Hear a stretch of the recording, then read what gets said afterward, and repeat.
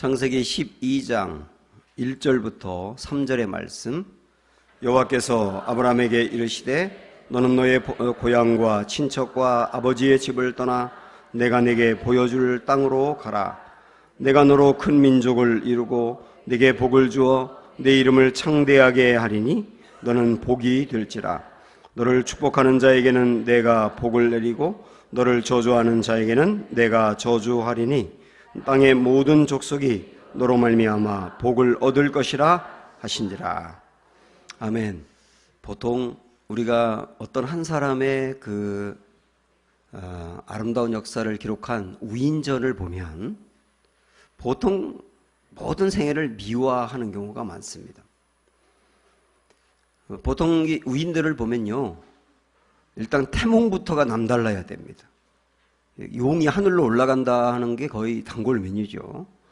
그리고 어릴 적부터 애가 되게 어린데도 불구하고 가정 걱정을 했다, 뭐 이런 얘기를 하기도 하고, 그리고 3살 때 천자문을 다 꿰었다, 뭐 그런 얘기도 많이 하죠.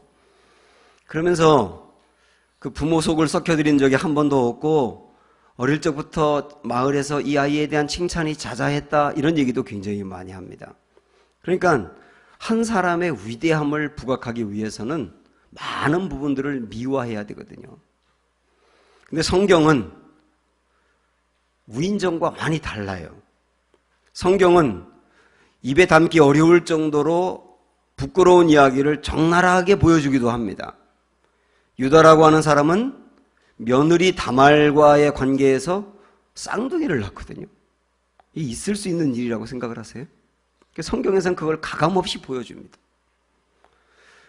야곱이라고 하는 사람은 차남으로 태어났는데 장자가 되기 위해서 온갖 권모와 술수를 자행하고, 그리고 교묘한 방법으로 장자권을 빼앗고 축복권도 빼앗는 그런 인간적인 모습을 그대로 보여준다니까요. 이스라엘 사람들이나 오늘날 우리 그리스도인들이 흠모할 정도로 좋아하는 다윗 같은 사람은 유부녀를 끌어다가 욕보이고 그의 남편을 죽였다는 거예요.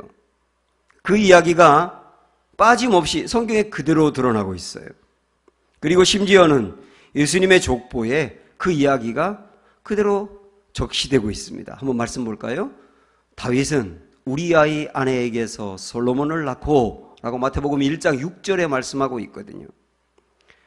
다윗이 솔로몬을 낳았다, 그냥 그렇게 기록해도 되는데 굳이 우리아의 아내에게서라고 하는 이 이야기가 명시가 되고 있어요. 그래서 성경은 우인전과 달리 사람들의 허물이 다 드러납니다. 왜 그럴까요? 성경은 사람의 훌륭한 면을 부각하려는데 목적이 있지 않기 때문에 그렇습니다.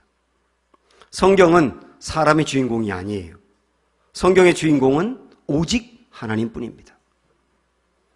사람은 허물이 많고 문제가 많고 스스로 구원받기에 자격이 없고 그렇다는 것을 그대로 보여주면서 그런 사람도 구원해 내시는 하나님의 드라마가 성경이란 말입니다.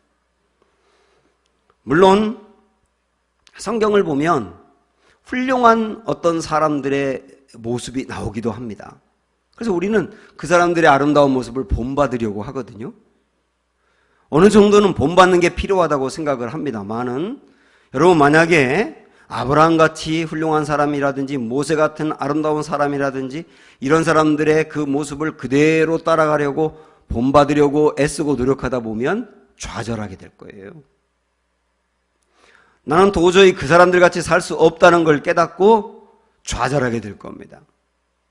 저도 그랬었거든요. 저도 목사로서 그렇게 성경의 위대한 인물들처럼 살고 싶어서 애쓰고 노력을 했습니다. 그러나 그리고 나서 얻은 결론은 처절한 좌절이었어요. 나는 그렇게 살 수 없다는 거였습니다. 그러다가 제가 하나님의 열심이라는 걸 만나게 됐어요. 성경에 있는 모든 사람들은 다 허물이 많았다. 그런데 그 허물이 많음에도 불구하고 하나님은 그들의 인생을 버리지 아니하시며 다듬어서 쓰셨다. 이게 하나님의 열심이거든요. 아브라함은 문제가 많은 사람이었지만 하나님이 그를 부르셨기 때문에 쓰기 위하여 포기하지 않고 그를 인도했다. 야곱이라고 하는 사람도 크게 변화가 됐는데 그 스스로 변화가 된 것이 아니고 그토록 변화가 안 되는 야곱의 인생에 하나님이 개입하셔서 끝내 변화시키고야 말았다. 모세라고 하는 사람도 인간적인 허물이 많았지만 하나님이 그를 다듬고 다듬어서 위대한 지도자로 쓰셨다. 그게 하나님의 열심이다, 이런 얘기예요. 그걸 제가 알고 나니까 소망이 생기더라고요. 사람 보면서 좌절했던 제가 하나님 보면서 용기를 얻게 됐습니다. 아브라함같이 하나님 부르셨다면, 부른 사람을 끝내 쓰시는 분이 하나님이시라면 나도 불렀으니 끝내 쓰시겠구나. 야곱을 포기하지 아니하고 변화시킨 분이 하나님이시라면 저 같은 사람도 끝내 변화시키고야 말겠구나. 모세도 부르시고 다듬어 쓰신 하나님이시라면 저 같은 사람도 하나님이 결국 다듬어 쓰시겠구나. 이런 소망이 제게 생기는 겁니다. 그래서 저는 이 은혜를 받고 나서 이 하나님의 열심이라고 하는 것이 너무나 귀해서 이것을 여러분과 나누고 싶었습니다. 그래서 제가 특별 새벽기도 기간 동안 하나님의 열심이라고 하는 테마를 가지고 아브라함, 야곱, 요셉, 모세, 욥 이런 분들의 그 인생을 살펴보면서 궁극적으로 하나님의 은혜를 알아보려고 합니다. 이 하나님의 열심, 이게 저의 목회의 가장 중요한 부분이기도 하고 제 신앙의 철학이기도 해요. 오늘 우리는 먼저 서론적인 내용으로 이 아브라함에 대해서 살펴보려고 합니다. 아브라함은 믿음의 조상으로 알려져 있죠. 그리고 많은 분들이 아브라함 그러면 훌륭한 신앙인으로 흠모하기도 합니다. 무엇보다 아브라함은 자기의 하나밖에 없는 아들을 하나님이 바치라고 할 때 그 아들을 하나님께 바친 사람이에요. 그리고 수십 년 동안 살고 있던 고향을 떠나라 말씀하실 때 고향을 떠난 사람이기도 합니다. 내가 살고 있는 이 고향을 다 버리고 떠난다는 게 요즘도 어려운 일이지만 이 고대 사회에 얼마나 어려운 일이겠어요. 그래서 우리는 아브라함이 하나님의 말씀에 믿음으로 순종하며 고향도 떠나고 믿음도 좋았고 순종도 좋았기 때문에 하나님께서 오늘 우리가 읽은 이 본문의 말씀을 선물로 주셨다라고 생각을 해요. 한번 말씀 읽어볼까요? 시작. 여호와께서 아브라함에게 이르시되 너는 너의 고향과 친척과 아버지의 집을 떠나 내가 내게 보여줄 땅으로 가라. 내가 너로 큰 민족을 이루고 내게 복을 주어 내 이름을 창대하게 하리니 너는 복이 될지라. 너를 축복하는 자에게는 내가 복을 내리고 너를 저주하는 자에게는 내가 저주하리니 땅의 모든 족속이 너로 말미암아 복을 얻을 것이라 하신지라. 이 복은 말이죠, 땅과 민족과 그리고 복의 근원이 될 것이라고 하는 굉장히 훌륭한 복인데 우리는 이렇게 생각한다니까요. 아브라함이 믿음이 좋았고 순종했기 때문에 이 복을 주셨다 이렇게 생각을 합니다. 자, 그러면 이제부터 우리 한번 생각을 해봅니다. 아브라함은 원래부터 이렇게 믿음이 좋은 사람이었을까요? 그래서 이런 복을 받았을까요? 한번 말씀을 보도록 하죠. 우선 여호수아서 24장 2절의 말씀입니다. 시작. 이쪽에 너희의 조상들 곧 아브라함의 하나님 아버지 나홀의 아버지 데라가 강 저쪽에 거주하여 다른 신들을 섬겼으나. 아브라함은 데라라고 하는 아버지를 가지고 있어요. 데라라고 하는 사람은 우리가 우상 장수였다고 알고 있는데, 물론 성경에 나오는 이야기는 아니지만 유대인들의 기록에 의하면 우상 장수였다고 기록이 되어 있습니다. 분명한 것은 뭐냐면 빨간 글씨로 나와 있는 것처럼 다른 신을 섬겼다는 거예요. 다른 신들을 섬겼다. 많은 신들을 섬겼는데 하나님이 아닌 다른 신들을 섬겼다는 겁니다. 실질적으로 이들이 살고 있었던 갈대아 우루라고 하는 땅은 지금의 이라크 땅이거든요. 그때는 이 아브라함이 살던 이때는 갈대아 우루 땅에 하나님을 믿는 사람이 아무도 없었어요. 당연히 이 집안도 하나님을 믿지 않았습니다. 그러니까 그 말은 뭐냐면 하나님을 믿을 수 있는 가능성이 없었다는 얘기예요. 지금도 하나님을 전혀 믿을 수 없는 환경에 있는 미전도 종족이 있지 않습니까? 그들 같았다는 거예요. 아브라함이 살고 있는 곳이. 그런데 전혀 하나님을 믿을 수 없는 그들이 하나님을 믿게 된단 말이죠. 어떻게 가능했느냐? 한번 보세요. 3절 말씀. 내가 너희의 조상 아브라함을 강 저쪽에서 이끌어내어 가나안 온 땅에 두루 행하게 하고, 하나님을 믿을 가능성이 전혀 없는 아브라함에게 하나님이 찾아가셨어요. 그에게 나타나셨어요. 그리고 그를 인도하셨어요. 그리고 가나안 땅까지 가게 하셨어요. 여러분 놀랍지 않으세요?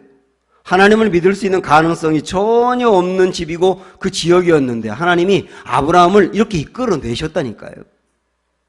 어느 날 아브라함이 어디서 공부하고 나서 하나님에 대해서 알고 내가 이분을 믿어야 되게 그렇게 한 것도 아니에요. 누군가가 아브라함에게 복음을 전해줘서 전도를 받아가지고 내가 하나님 믿겠다 결단한 것도 아니었어요. 근데 하나님 믿게 됐단 말이죠. 이게 어떻게 가능할까 제가 한번 생각을 해봤습니다. 그리고 여러 가지 추측이 있을 수 있는데 이런 추측이 들더라고요.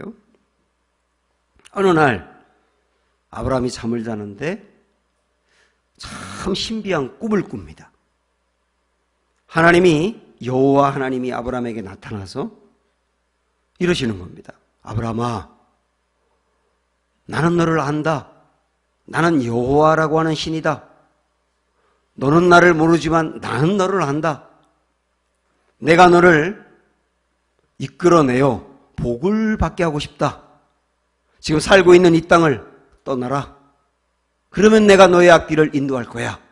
이렇게 꿈에서 말씀하셨어요. 아브라함은 꿈에서 깨어난 다음에 이것이 너무도 신비한 꿈이었기 때문에 도저히 잊을 수가 없는 겁니다. 그리고 계속 그의 귓전에서 하나님이 들려줬던 음성이 들리는 거예요.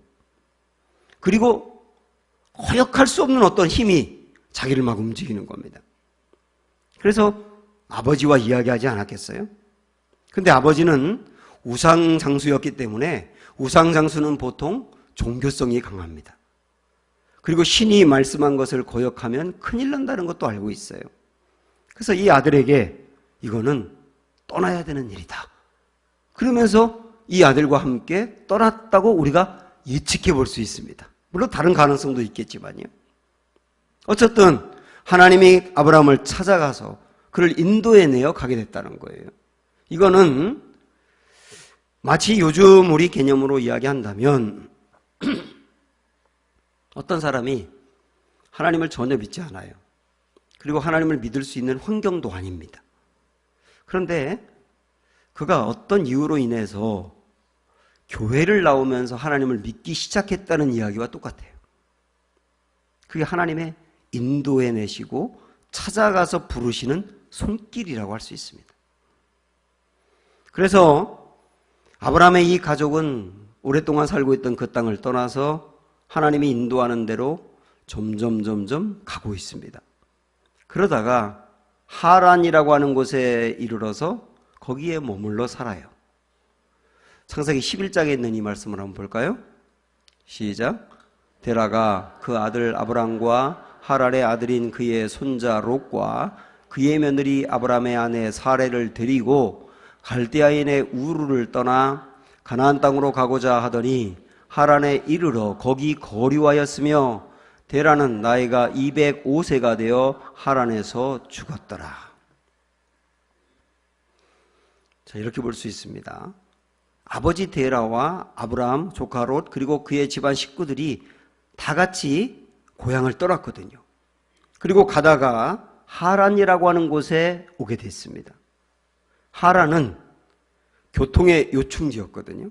사방이 그 하란으로 모여듭니다. 그래서 옛날에는 교통의 요충지는 거의 불가피하게 무역과 상업이 발달한 도시였어요. 이것도 그랬습니다. 그러다 보니까 돈이 많이 유통이 되게 되고 이 도시가 부유합니다. 당연히 문화도 발달했겠죠. 살기도 편하겠죠. 그러니까 이 데라와 그의 가족들이 하나님의 어떤 거대한 그 거역할 수 없는 인도함을 받고 고향을 떠나긴 했지만 하란에 왔을 때 하란이 살기가 편하고요. 문화가 발달했고요. 그리고 거기가 참 좋으니까 거기에 눌러 살았다는 거예요. 그래서 이 말씀에 여러분 앞에 보면 빨간 글씨로 뭐라고 나와 있냐면 하란에 이르러 거기 거류했다고 나오는 거예요. 하나님은 그를 계속 인도하는데 그들은 거기에 좋아 눌러 앉았다는 거예요. 그래서 우리는 아브라함이 고향을 떠날 때 75세였다고 알고 있지만 75세가 아니고 60세였다고 이스라엘 백성들의 그 기록에 남아 있어요. 60세에 고향을 떠나고 하란에서 15년을 머물렀던 겁니다. 75세까지. 그러니까 하나님이 인도하는 것을 거역하고 15년을 불순종의 상태로 머물러 있었던 거예요. 그러니까 우리도 이렇게 볼 수 있거든요. 어떤 사람이 하나님의 어떤 강력한 이끌음을 받고 교회를 나왔어요. 교회를 나와서 말씀을 들으면서 신앙이 조금 자라기 시작했어요. 그런데 그러다가 세상이 너무 좋거나 어떤 어려움을 당하거나 교회에서 실족하거나 그러면 다시 예전의 모습으로 돌아가서 하나님의 인도함을 따르지 않고 거역할 수가 있지 않습니까? 그게 하란에 머물러 있는 거예요. 그러면 하나님은 내가 너를 복되게 하려고 그러는데 내가 나를 따르지 않는구나. 그러면 나도 너를 포기한다. 이런 것이 아니고 하란에 머물러 있는 아브라함을 다시 찾아갑니다. 그게 이제 사도행전 7장에 나오거든요. 자, 그 말씀 보세요. 시작. 아브라함이 갈대아 사람의 땅을 떠나 하란에 거하다가 그의 아버지가 죽음에 하나님이 그를 거기서 너희 지금 사는 이 땅으로 옮기셨느니라. 아버지가 돌아가셨어요. 아마도 아버지가 연로하셔서 그 연로하신 아버지를 모시고 계속 간다는 게 어려워서 머물러 있었을 수도 있겠지요. 그러다가 이 아버지가 거기서 돌아가시고 난 다음에 그 다음에 하나님이 이 말씀 보면 이 땅으로 옮기셨다고 나와요. 아브라함의 아버지가 돌아가시고 난 다음에 아브라함이 이제는 떠나야지 하고 떠난 게 아니에요. 하나님이 아버지가 돌아가셨을 때 아브라함을 다시 찾아가서 이 땅으로 옮기셨다고 나옵니다. 그러면서 그 하란에서 머물러 있는 그 아브라함에게 떠나라고 하면서 주신 게 오늘 본문의 말씀이고, 너 여기서 떠나. 내가 인도할 곳으로 가. 내가 인도할 곳으로 가봐. 내가 너에게 큰 복을 줄 거야. 이렇게 말씀을 한 거예요. 그러면서 이제 오늘 창세기 12장의 말씀을 보면 5절에 이렇게 이야기합니다. 자, 시작. 이에 아브라함이 여호와의 말씀을 따라갔고 롯도 그와 함께 갔으며 아브라함이 하란을 떠날 때에 75세였더라. 아브라함이 그의 아내 사레와 조카 롯과 하란에서 모은 모든 소유와 얻은 사람들을 이끌고 가나안 땅으로 가려고 떠나서 그다음 뭐라고 나와요? 마침내 가나안 땅에 들어갔더라. 여기 보면 마침내라는 말이 있어요. 마침내. 마침내라고 하는 이 말이 여기에 들어가 있는 이유가 뭐냐면 아브라함이 가나안 땅을 떠나서 하나님이 인도하는 대로 일사천리로 거역하지 않고 가나안 땅까지 온 게 아니었다는 거예요. 아브라함이 오다가 주저앉아 있었고 15년이나 불순종했고 그러나 하나님이 그를 포기하지 않고 이끌어내고 끌어내요. 결국은 가나안 땅까지 오게 되었다. 그런 얘기 아닙니까? 이게 아브라함이 가나안 땅까지 올 때까지의 역사예요. 다시 말하면 하나님을 믿을 수 없는 아브라함을 찾아가셨고요. 찾아가신 다음에 불러내셨고요. 인도하셨고요. 넘어져 있는 그를 포기하지 않고 다시 설득하여 일어나게 했고요. 그 다음에 결국은 가나안 땅까지 가게 했고요. 모든 과정에 하나님이 역사하시고 인도하셨다는 거예요. 제가 왜 이 말씀을 여러분에게 강조하느냐면 많은 분들이 내가 어느 순간 교회를 다니기로 마음에 작정하고 내가 결단하여 예수님을 믿게 되고 내가 선택해서 예수님을 알게 되고 그래서 여기까지 왔다고 생각할 가능성이 있지만 그게 전혀 아닙니다. 가능성이 없는 그를 찾아가서 인도하고 부르시고 설득하여 역사를 나타내시며 끝내 계획된 대로 오게 하신 하나님의 그 은혜, 이걸 뭐라고 말한다고요? 하나님의 열심이라고 말한다고.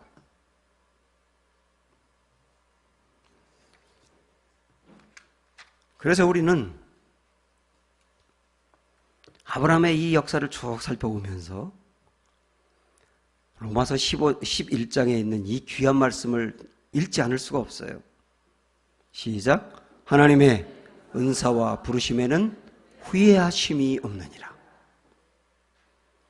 하나님이 한 사람을 찾아가서 불러내시고 이끌어내시는 데는 후회할 만도 한데, 내가 그 사람을 괜히 불렀다 할 만도 한데, 내가 저런 사람을 쓰려고 불렀는가 할 만도 한데, 내가 실수한 거 아닌가라고 생각할 수 있는데, 그게 아니라 한 사람을 계획하고 불렀다면 끝내 선한 길로 이끌어내요 주님의 역사를 위해서 쓰신다는 거예요. 이게 하나님의 열심이에요. 제가 이 이야기를 하나 만들어 봤습니다. 여러분 한번 잘 들어보세요. 어떤 유력한 신사가 할렘가를 찾아가게 됐습니다. 거기에는 알코올 중독자, 마약 중독자, 성 중독자, 노숙자, 그런 사람들이 즐비하게 있어요. 그리고 도로가 엉망이고요. 여기저기서 비명소리, 때리고 싸우는 소리 난리가 납니다. 그곳을 지나갑니다. 그러다가 순간적으로 어떤 아이 하나를 보게 됐어요. 그 아이와 눈을 마주쳤어요. 그런데 그냥 지나가려고 하는데 눈이 마주친 그 아이가 떠나질 않는 거예요. 자기 눈에서. 계속 이 아이가 걸려요. 그 순간 이 아이에 대한 긍휼한 마음이 생깁니다. 그래서 그 아이에게 찾아갑니다. 얘야, 내가 너를 보는 순간 너와 함께 살고 싶은 마음이 생기는데 너 나를 따라오지 않겠니? 나와 함께 살지 않겠니?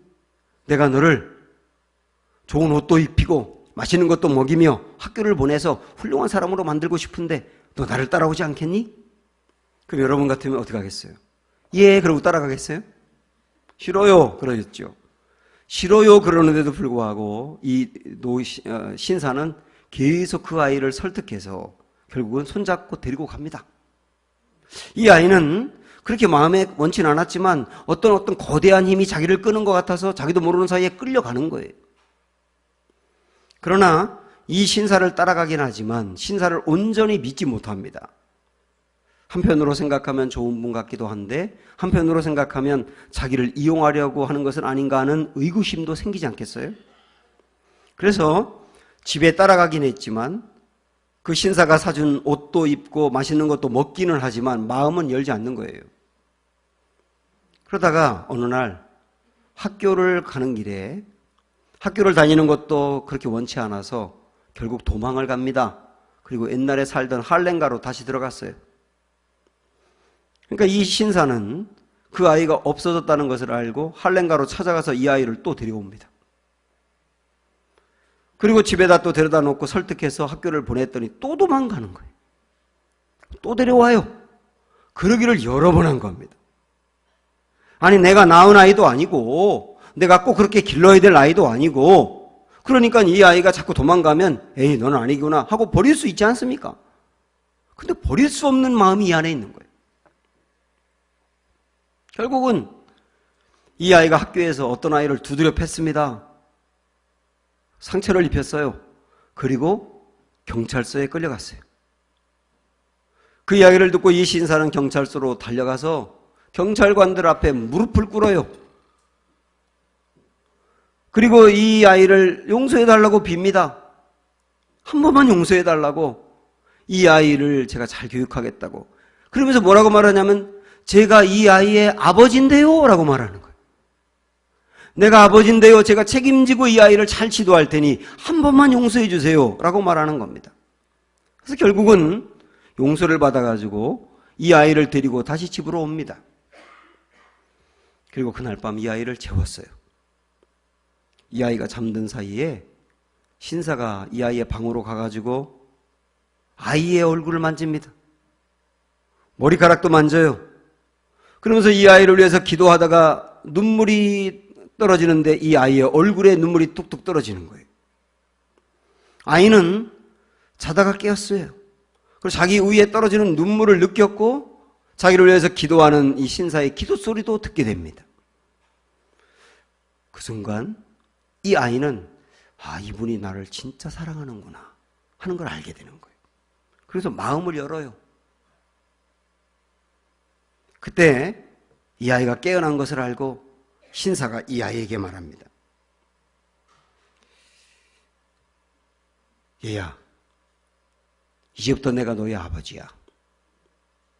내가 너를 책임질 거야. 어떤 일이 있어도 나는 너를 절대 포기하지 않을 거야. 내가 너의 아버지라는 거, 내가 너를 포기하지 않는다는 거, 내가 너를 책임진다는 거, 너 믿니? 너 믿니? 이렇게 물어봤어요. 여러분이 대답해 보세요. 여러분에게 너 믿니? 그러면 어떻게 하시겠어요? 믿어요. 그러진 않겠죠. 그러나 이 아이는 믿어요 라고 받아들입니다. 왜냐하면 그동안에 이 신사가 자기에게 보인 그 사랑을 알고 있거든요. 그 다음부터 이 아이가 변하기 시작하는 거예요. 정말 신사는 이 아이를 책임지고 키워냅니다. 이거는 제가 만든 이야기예요. 이 아브라함의 이야기를 제가 가만히 조명하면서 제가 이 이야기를 만들어서 여러분에게 좀 말씀드린 이유가 뭐냐면 우선 우리를 부르신 하나님을 생각을 해보자는 겁니다. 어떤 사람은 모태신앙으로 태어났는데 그것도 내가 결정한 거예요? 모태신앙으로 태어났기 때문에 주님을 믿을 수 있는 길이 열리게 된 거잖아요. 그리고 기독교에 전혀 관심이 없었어요. 교회 다니는 사람이 싫었고요. 그래서 비판도 많이 했고요. 그런데 어느 날 내가 실패한 다음에 육신의 질병이 생긴 다음에 야 나도 누군가가 필요하고 누군가를 의지해야 되겠다라고 할 때 그때 내 마음이 교회로 향하게 된 거예요. 어떤 사람은 사는 게 어렵지 않은데 순간적으로 밀려온 공허함이 있습니다. 내가 이렇게 살다가 인생의 끝은 무엇일까? 분명히 한 번은 죽게 될 터인데 죽음 다음에는 어떤 세계가 펼쳐질까? 라고 하는 근본적인 인생의 본질의 문제를 갖고 고민하다가 교회를 나온 분도 있어요. 이 모든 것들 다 뭐라고 말할 수 있냐면 부르심이라고 할 수 있어요. 하나님의 부르심. 어떤 사람은 교회를 다니기 정말 싫었는데 직장에 연루되어서 나오기도 해요. 그런 것도 부르심일 수 있는 거예요. 부르신 하나님이 교회에 앉혀놓고 말씀을 듣게 하고 성도들과 교제하게 하면서 그의 신앙을 키워냅니다. 그런데 어느 날 아브라함이 하란에 머물렀던 것처럼 이 아이가 신사의 품을 떠나고 싶어 자꾸 도망을 간 것처럼 우리가 하나님 안에 사는 이 통제되는 삶이 싫어서 세상이 좋아서 떠날 때가 있어요. 어떤 때는 교회에서 상처받고 떠나기도 하고요. 사람에게 실망해서 떠나기도 합니다. 떠난 사람이 안티 기독교인이 되기도 합니다. 그런데 하나님이 한번 붙잡은 그 사람을 놓지 않고 또다시 끌어내는 거예요. 이게 하란에서 건져내는 거거든요. 그리고 여기 앉혀놓는 거예요. 다시는 내가 교회 안 가겠다 했는데 또 앉아서 말씀을 듣는 나를 본단 말입니다. 이게 설득하시는 하나님의 은혜. 그리고 나를 인도해서 결국은 하나님 원하는 길로 가게 한단 말이죠. 그래서 저나 여러분이 이 자리에 있는 거 아닙니까? 자, 이렇게 본다면 우리는 지금 하란에 오랫동안 머물러 있는 사람이 있다고 한다면 여러분 하란에서 이제 일어나 예수님의 손 붙들고 가셔야 합니다. 그리고 오늘의 이 말씀이 이 하나님의 열심이 우리에게 주는 소망은 뭐냐면 지금까지 나를 여기까지 오도록 부르시고 찾고 인도하시고 설득해서 끌어내시고 다듬어 오게 하신 하나님이라고 한다면 끝내 그분이 계획하신 대로 나를 이끌어 가실 것이라고 하는 확신이 생기는 거예요. 그리고 건져내시고 불러내신 하나님이라고 한다면 나의 영혼까지 책임지며 끝내 구원의 길로, 영생의 길로 나아가게 할 것이라는 믿음이 생기는 거예요. 이거 하나님의 열심히. 그래서 내가 결단하고 예수님 믿었다 이렇게 말할 수 없는 거예요. 표면적으로는 내가 결단한 것 같지만 믿지 않을 수 없도록, 믿을 수밖에 없도록 인도해 내시고 여기까지 오게 하신 그 하나님의 은혜 때문에 우리가 믿게 된 거 아닙니까? 참 놀라운 건 뭐냐면 오늘 우리가 봤습니다마는 아브라함이 처음부터 순종하거나 믿음이 좋았거나 넘어진 적이 없거나 그런 게 아니라 아무것도 모르는 상태에서 출발하고 주저앉고 그렇게 하나님을 온전히 따라가는데 많은 굴곡이 있었음에도 불구하고 그의 인생 전체를 하나님은 히브리서 11장에서 이렇게 평가합니다. 시작. 믿음으로 아브라함은 부르심을 받았을 때에 순종하여 장래의 유업으로 받을 땅에 나아갈새 갈 바를 알지 못하고 나아갔으며, 하나님은 뭐라고 평가하느냐면 그가 하란에 머물러 있던 기간이라든지 불순종했던 기간은 딱 삭제해버리고 그가 믿음으로 나아갔다. 그의 인생을 이렇게 아름답게 평가를 해줘요. 믿음으로 나아갔다. 우리를 그렇게 바라보실 겁니다. 저는 이 하나님의 열심이 너무나 귀하고 제 개인적으로도 큰 체험이 되고 해서 여러분에게 이 이야기를 드린 적이 많습니다. 때로는 우리가 부산을 가기 위해서 부산행 열차를 탈 수 있지 않습니까? 한번 저와 여러분이 KTX 열차를 타고 부산으로 간다고 생각을 해보십시오. 이 방향이, 제가 손을 가리키는 이 방향이 부산 쪽입니다. 그런데 어떤 사람은 역방향으로 앉을 수가 있어요. 그래서 바라보는 것은 부산이 아니고 서울 쪽을 바라볼 수가 있어요.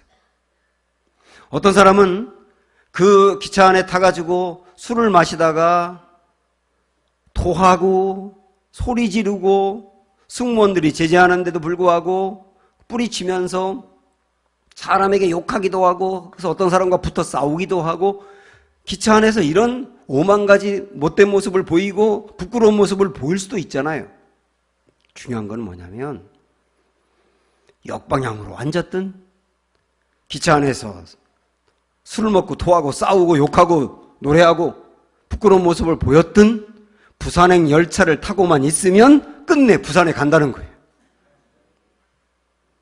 우리가 때로는 신앙생활을 하다 보면 우리가 바라봐야 될 것은 하나님의 나라인데 하나님의 나라와 반대인 세상 나라만 바라보고 갈 수도 있어요, 어떤 때는.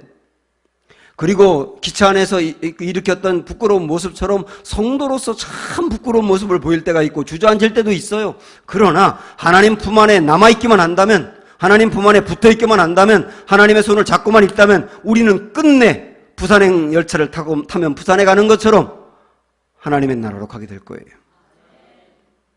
그리고 무엇보다 거역할 수 없는 것은 그렇게 하나님에게서 벗어나려고 하는 나를 찾아와 부르신 하나님은 놓지 않으시며 끝내 선한 길로 가게 하시며 하나님이 목적한 그곳으로 인도해 가실 것입니다. 이 엄청난 하나님의 열심이 나를 잡고 있고 인도하세요. 그래서 우리는 이 하나님의 은혜 때문에 살 수 있는 거예요. 우리 그 은혜가 얼마나 큰지 아브라함뿐만 아니라 야곱, 요셉, 모세, 욥까지 여러 인물들을 새벽마다 살펴보면서 은혜를 받으려고 합니다. 함께 찬양하겠습니다.